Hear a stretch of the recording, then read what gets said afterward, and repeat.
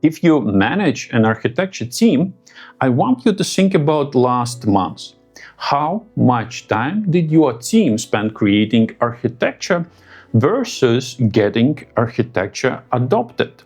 Because what I'm about to tell you and to show you is a diagnostic framework that reveals why some architecture teams with excellent technical leadership skills consistently deliver impact, while the other with equally strong technical leadership skills consistently produce a shelf-ware. This pattern is invisible until you see it. Then it becomes obvious. You have brilliant architects creating comprehensive strategies. The work gets priced in review meetings. Then it disappears into the document repository. Does it sound familiar? Most managers respond by adding more architects' capacity, more senior architects, more enterprise architecture management expertise. But here's what nobody talks about. If your constraint is not design capability, adding more designers just creates a bigger pile of unprocessed blueprints. The question is not whether your team has enough technical leadership skills to create good architecture. The question is whether your team has the right balance of capabilities across the full architecture lifecycle. So let me walk you through a diagnostic framework that changes how I think about architecture team composition.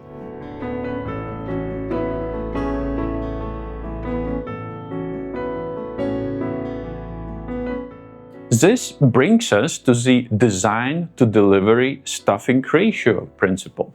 The ratio of team capacity allocation to create architecture versus landing architecture. Effective teams maintain a balance. Ineffective teams over-index on design. A colleague who works as a technical integration expert explained this perfectly. She analyzed two architecture teams with comparable technical leadership skills. One consistently delivered impact. The other consistently produced a shelf-ware. The difference? Well, the success teams had informal glue people, individuals who bridge design and delivery. But those are not just communicators. They are practitioners of organizational change management.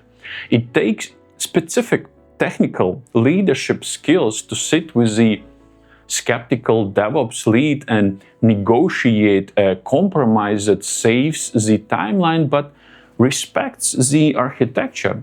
Those roles do not exist on organizational charts, but they are the mechanism through which architecture actually happens.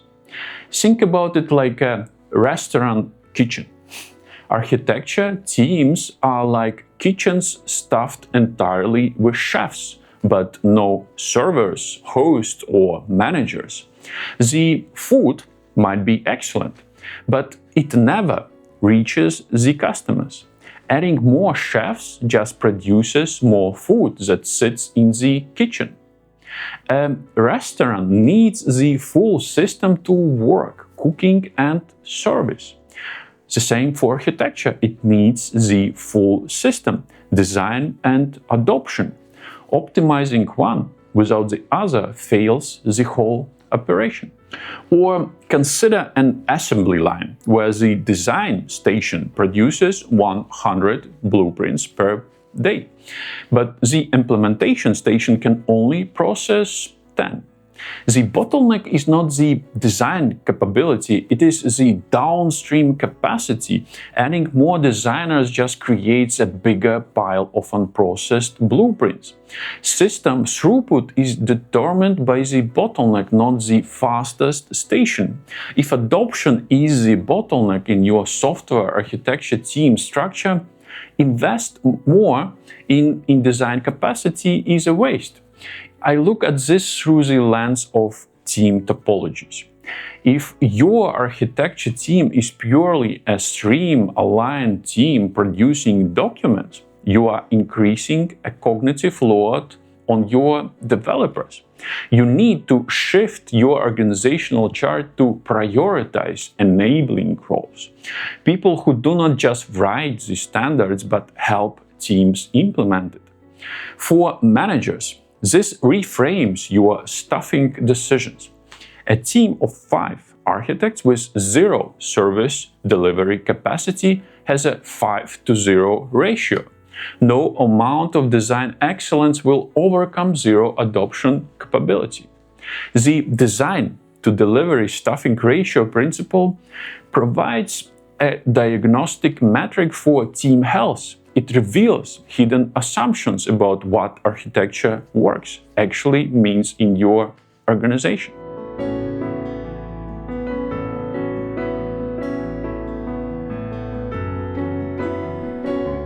And that diagnostic reveals something most architecture managers never measure. Your team effectiveness depends on balance, capability across the full architecture lifecycle, not just the design excellence. Here's what you can do right now. Take your architecture team and audit the past month. Map every hour into 2 categories. Design activities versus adoption activities. Design activities include solution architecture, technical analysis, framework application, documentation creation. Adoption activities include stakeholder management, communication change facilitation, implementation support, and relationship maintenance through the change process. If your ratio is higher than 70% design, you have an adoption capability gap. That gap explains why your excellent architecture work is not landing in your organization. The counterintuitive insight. Well, sometimes the answer is not hiring more architects with stronger technical leadership skills. Sometimes the answer is trading design capacity for adoption capacity, because systems throughout is determined by the bottleneck, not the fastest station. For the complete framework on the how architecture teams can balance design and adoption capabilities, including specific trade-offs that successful teams make, check the full video linked in the description. What is your team's current design to adoption ratio? How you ever consider it trading architect position for service delivery roles? Let me know in the comments.